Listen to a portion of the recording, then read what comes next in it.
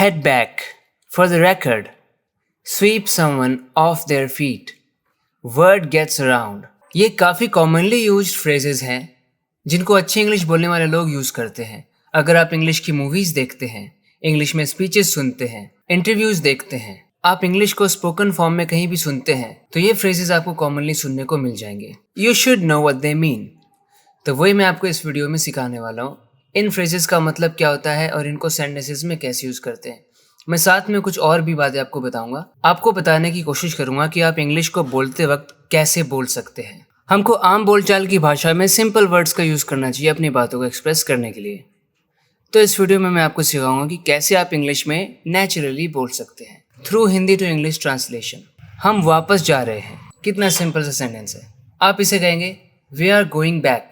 We are going back. लेकिन naturally native speakers of English को अगर आप सुनेंगे तो वो शायद कुछ ऐसा कहेंगे we are heading back. We are heading back. तो गो बैक को हम हेड बैक भी कह सकते हैं. अगर हमें कहना है मैं घर जा रहा हूँ, मैं कहूँगा आई एम हेडिंग होम. मैं वापस जा रहा हूँ, I am heading back. I am heading somewhere. तो हेड का गो की तरह यूज़ किया जाता है. We are heading back. इसी को आप कह सकते हैं we are making our way back. We are making our way back. When you start speaking like this, people automatically understand that your English is getting much better. It's the same thing as saying we are going back, but it's a better way of saying it. We're making our way back. We're making our way back. Or we're heading back. We're moving back. We're on our way back. We're on our way back. इन सब का मतलब तो वही है we're going back. But आप native speakers of English को जब सुनेंगे तो आप पाएंगे कि वो कुछ इस तरह से बोलते हैं. Going back बोलने की जगह आप बोल दो heading back. We're making our way back. I hope you understand what I mean. एक बात बता दूं, मैंने कभी नहीं कहा कि मैं 4 बजे आऊँगा. हम किसी को कभी ऐसा बोल रहे होते हैं. एक बात ध्यान रखना, एक बात बता दूं मैं आपको. एक फ्रेज आप यहाँ पर यूज़ करना शुरू कीजिए. For the record, I never said I'd come at 4. For the record, I never said I'd come at 4. इसका मतलब है एक बात पहले ही बता देता हूँ. एक बात याद रख लेना, या ये बात दिमाग में रख लेना, मैंने नहीं कहा था कि मैं 4 बजे आऊँगा. तो जब आप कुछ ऐसा कहने वाले हैं जो आप चाहते हैं कि सामने वाला याद रखे, उसको अपने दिमाग में रखे, उसको ना भूले, आप उसको पहले से बता देना चाहते हैं, तो वो बात बोलने से पहले आप बोल दो for the record. For the record, I never said I'd come at 4.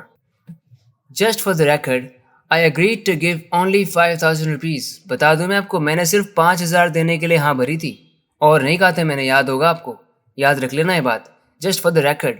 Just for the record का यहाँ पे मतलब क्या है कि ये बात याद रख लेना, ये मैंने बताया था, पहले ही बता दूं मैं आपको. I agreed to give only 5,000 rupees. For the record, I did my best to meet the deadline. जैसे कोई बोल रहा है इतना बेकार काम किया है, मैं आपको बता दूं डेडलाइन को मीट करने के लिए मैंने अपनी पूरी कोशिश की है. For the record, I did my best to meet the deadline. For the record, I have no intention of quitting my job. एक बात आप पहले ही समझ लो, मेरा नौकरी छोड़ने का कोई इरादा नहीं है. For the record, I have no intention of quitting my job. For the record, this decision was yours. आपको मैं याद दे रहा था, ये फैसला आपका ही था. For the record, this decision was yours. आगे चलकर यही याद रखा जाए, ये डिसीजन आपका था, it was not mine. मैं प्यार में पड़ गया. आप शायद जानते होंगे कि इसे आप कह सकते हैं I fell in love.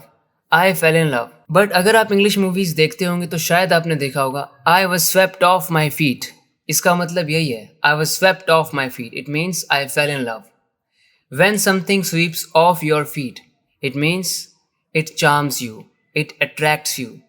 You fall for him or you fall for that thing. उसने मेरा दिल चुरा लिया, जिसे हम हिंदी में कहते हैं ना. She swept me off my feet. She stole my heart, or I fell in love with her. I fell head over heels in love with her. She swept me off my feet. Someone sweeps you off your feet. तो अब से कोई बोलचाल की भाषा में कोई इस इडियम का यूज़ करे तो आपको समझ आ जाना चाहिए कि इसका मतलब क्या है. इसको यूज़ कैसे करना है. Someone sweeps you off your feet. इसको भी बेटर समझाने के लिए मैं आपको और एग्जांपल्स बताता हूँ. When I heard her sing, I was completely swept off my feet. जब मैंने उसे गाना गाते हुए सुना, मुझे तो सही में प्यार हो गया. Her sense of humor always sweeps me off my feet.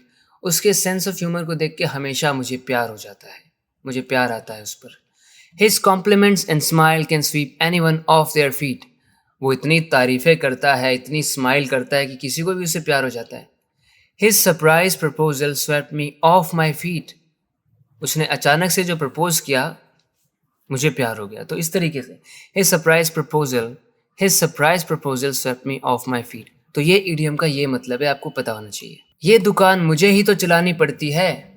English में आप इसे कहेंगे I have to run this shop. सबसे सिंपल, सबसे कैजुअल हम ये बोलते हैं I have to run this shop. आपको जब ये स्पेसिफिकली बहुत स्ट्रेस करना है कि वो मैं हूं जिसे दुकान चलानी पड़ती है, आप कह सकते हैं I am the one who has to run this shop, I am the one who has to run this shop. आप किसी नेटिव स्पीकर इंग्लिश को अगर ऐसा बोलते हुए सुनेंगे ना, तो वो शायद ऐसा कुछ कहेगा आई gotta keep this shop going pretty much on my own. I gotta keep this shop going pretty much on my own. I got to, मतलब I have to को ही आप स्टाइल में बोलते हैं I got to keep this shop going. यहाँ पर pretty much एक adverb है, मतलब काफ़ी हद तक मुझे अपने आप ही चलानी पड़ती है। On my own का मतलब है अपने आप, बिना किसी की हेल्प के। I gotta keep this shop going pretty much on my own. यहाँ मुझे ही सब कुछ संभालना पड़ता है। अब आप बताइए इसे इंग्लिश में कैसे कहेंगे? तो आप कहिए I gotta keep this place going myself. I gotta keep this place going myself. I have to take care of this place on my own.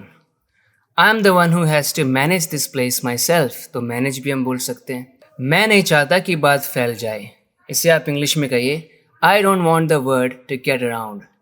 Word gets around. इसका मतलब है बात फैल जाती है।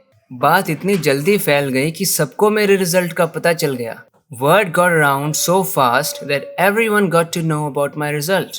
Word got around so fast. इतनी जल्दी बात फैल गई कि सबको पता चल गया मेरे रिजल्ट के बारे में। Word got around so fast that everyone got to know about my result. अब मैं आपको और एग्जाम्पल सेंटेंसेस देता हूँ ताकि आप और अच्छे से इसको समझें। Word gets around quickly, so be careful about what you share. कुछ भी शेयर करने से पहले सावधान रहना, बात बड़ी जल्दी फैल जाती है। Word gets around quickly, so be careful about what you share. Once you share a secret in a small town, word gets around fast. एक छोटे से टाउन में अगर आप एक बार सीक्रेट शेयर कर देते हैं तो बात बड़ी जल्दी फैल जाती है, सबको पता चल जाता है फिर वो secret. Another. I told a few people and word got around. मैंने तो थोड़े से लोगों को बताया था और बात पूरी फैल गई। Once something on social media, word gets around. एक बार कुछ सोशल मीडिया पर आ जाए, फेसबुक पर आ जाए, यूट्यूब पर आ जाए, word gets around. बात बड़ी जल्दी फैल जाती है। Everyone gets to know about whatever people are talking about. Word gets around का मतलब है बात फैल जाती है। I hope आपको ये याद रहेगा। तो फ्रेंड्स, इस तरीके से आपको यूज़ करना है word get around इस फ्रेज का। उम्मीद है आपको ये वीडियो पसंद आई है। इसी तरीके से आप normally day to day conversations में यूज़ होने वाले फ्रेजेस और वर्ड्स को सीखते रहना चाहते हैं तो इस चैनल को सब्सक्राइब ज़रूर करना। आपको रेगुलरली मैं ऐसे फ्रेजेस और वर्ड्स बताता रहता हूँ जिनकी आपको नॉलेज होगी तो आप बेटर अंडरस्टैंड कर पाएंगे अपने आसपास के लोगों को और आप बहुत अच्छे से बोल भी पाएंगे। बात करते हैं अगले वीडियो लेसन में। Till then take care and bye.